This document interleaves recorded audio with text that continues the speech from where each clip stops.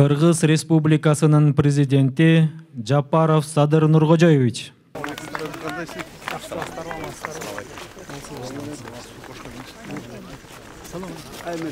Арыбаңыздар, ардактуу туугандар, урматтуу Садыр Нуркожоевич, урматтуу коноктор. Бүгүн айылыбызда өзгөчө күн болуп жатат.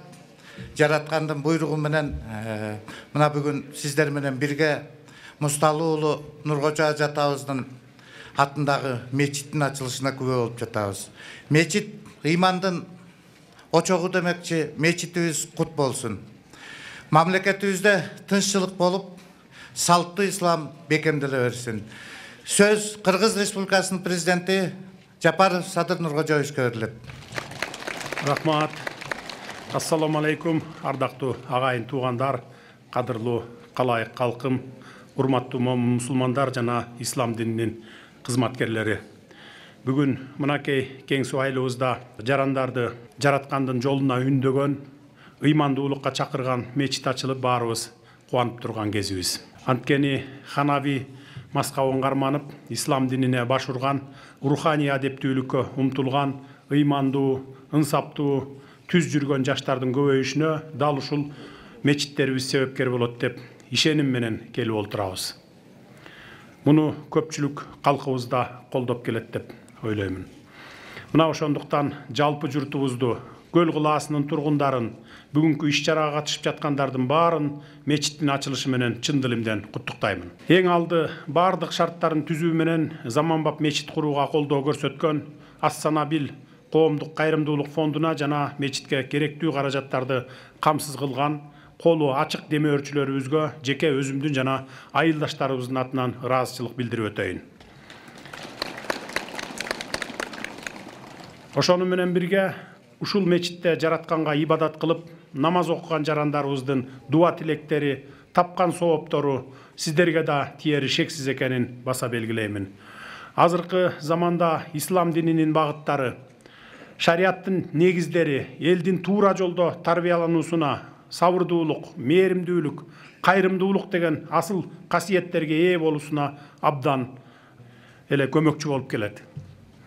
Коомубуздагы боло калып жаткан зордук, зомбулук, зулумдук, сүткорлук, ушак айың жана башка терс көрүнүштөрдү алдын алууда, аны болтурбоодо биздин имамдарыбыздын, молдокелерибиздин акыл насаат кептери, таалым тарбиясы чоң роль ойноп жатканын танууга болбойт.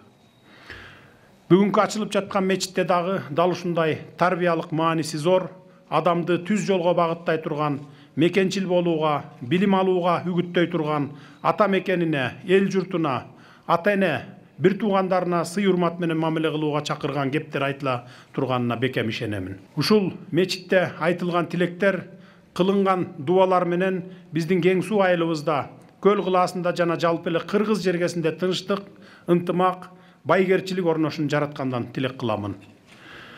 Жаштарыбыз бирдиктүү болуп, ыймандуу өсүп, өзгөгө өрнөк болгудай сыпатта мамлекетибиздин алга карай өнүгүүсүнө салым кошуусун тилеймин. Урматтуу айылдаштар, жакшы билесиздер, Нуркожо атабыздын көз өтсө да аты өчпөй, ушул мечитке ысымын ыйгарууну жараткан насип буйрган экен.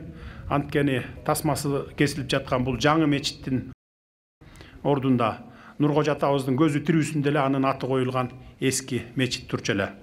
Ал мечитти бузуп, мына ушундай заманбап, бардык ыңгайлуу шарттар менен жаңы мечит куруп берген Саид Баюми мырзага жана ал жетектеген Ас-Санабил кайрымдуулук фондуна дагы бир жолу терең ыраазычылык билдире кетейин. Рахмат, урматтуу Саид мырза. Кийинки сөз Ас-Санабил фондунун төрагасы Бисмиллахир-рахманир-рахим. Алхамдулиллахи ва салату ва саламу аля расулиллах. Саллаллаху алейхи ва аля алихи ва сахбихи ва ман валах. Фахаматир раис. Мээримдүү жана ырайымдуу Аллах Тааланын аты менен баштаймын жана сүйүктүү пайгамбарыбызга саламдарды жолдогондон кийин урматтуу президент мырза жана ушул жерге катышып жаткан жалпы коноктор бардыгыңыздарды мусулмандардын, исламдын саламдашуусу болгон Ассаламу алейкум ва рахматуллахи ва баракатух деп саламдашам.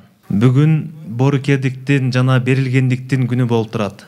Бул боорукердик жана берилгендик бул уулдун атага көрсөткөн берилгендиги деп айтсак болот.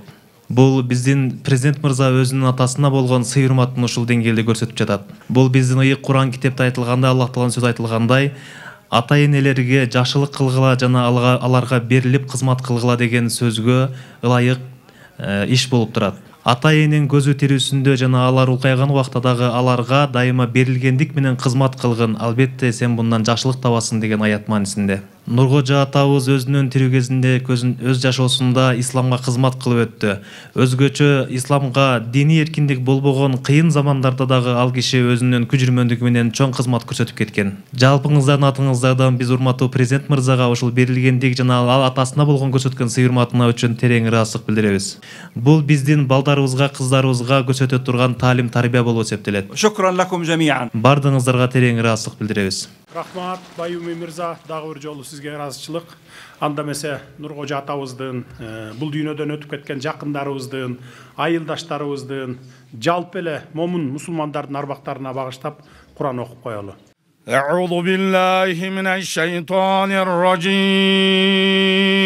بسم الله الرحمن الرحيم ولحب ذو العصف والريحان فبأي آلاء ربكما تكذبان آمين الحمد لله والصلاة والسلام على رسول الله Жараткан Аллахым окулган Куран аяттарынын саваптарын пайгамбарыбыз Мухаммад Мустафа саллаллаху алейхи ва салламдын рухуна ушул дүйнөдөн Алла Тааланы бар бир деп, пайгамбарды ак пайгамбар деп ыйман менен өтүп кетишкен жалпы мусулмандардын катарында уш жерде алакан жайып бата кылган ар бирибизден Куран үмүт дуа үмүттө жаткан арбактарга ошо менен бирге ушул мечитти канча жылдар мурун түптөгөн ошо Нуркожо атабыздын арбагына багыштадык.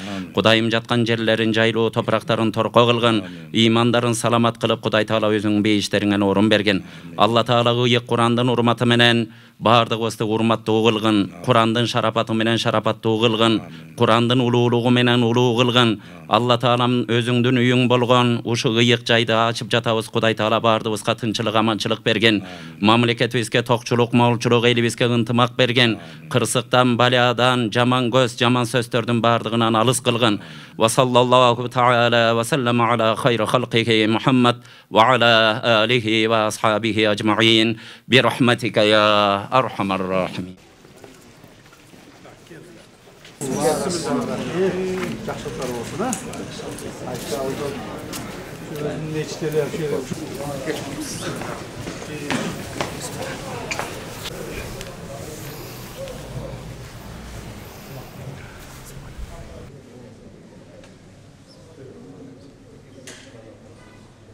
Ушундай бир акыйкат жашоонун жашап өтүүсү Кудайым ар бирибизге насип кылган.